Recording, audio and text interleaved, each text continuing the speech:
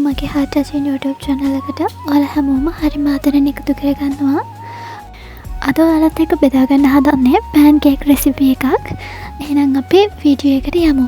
අඩුපාඩු ඇති මම කලින් මේ වගේ වීඩියෝස් කරලා නැහැ. එක අතකින් ෆෝන් එක අල්ලන් අනිත් අතෙන් හදන ගමන් තමයි කරන්නේ. හුරු නැහැ කොහොමත් මට ඉතින්. එහෙනම් අපි යමු වීඩියෝ එකට.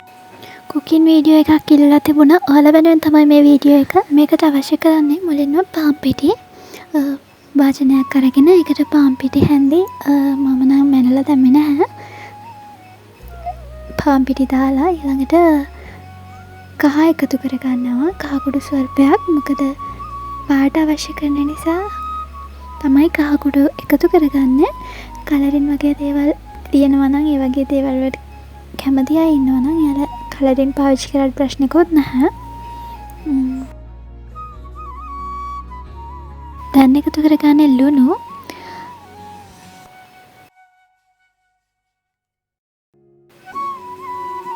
ඊට පස්සේ ටික හොඳට මික්ස් කරගන්නවා.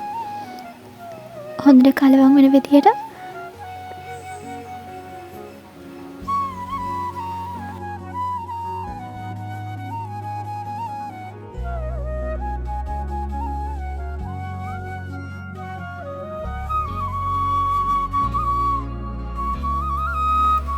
බිත්තරයකුත් එකතු කරගන්නවා.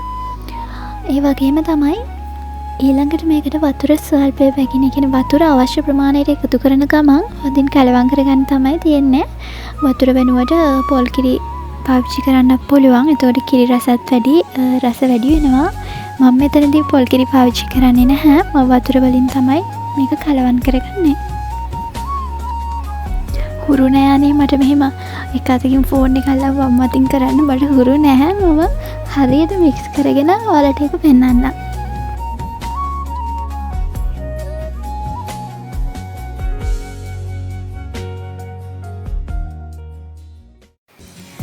ඔන්න ඔය විදිහට තමයි හරි පදමට එක කලවම් කරගත්තම තියෙන්නේ. දැන් අපි පොල් පැණි එක හදා ගන්න ඕනේ. සීනි ටිකක් දාලා තාච්චියක් ලිපේ තියලා පොල් පැණි එක හදා ගන්න තමයි තියෙන්නේ. මම මේක වීඩියෝ කරගත්තේ නැහැ. අපි හදාගත්ත තියරේ පෑන් එකට දාලා ඒක හොඳට තැම්බෙනකන්, කියන්නේ හොඳට ඉදෙනකන් වහලා තියන්න ඕනේ. ලිපෙන් බාගෙන ඉවර වෙලා පොල් පැණි ටික එකතු කරන ගමන් රස්නේ පිටින්ම ඔතා ගන්න තමයි තියෙන්නේ. අනේ මන්ද මට තේරෙන්නේ නැහැ අප්පා කියන්න ඕනි දේවල්. කොහොමරි කමන්නේ. ඔයාලට ඉතින් හදන විදිය තේරෙනවනේ. මේවා හදන්න දන්නේ නැති කෙනෙකුත් නැහැ ඉතින්. මට වෙන දෙයක් හදන්න තිබුණේ නැහැ.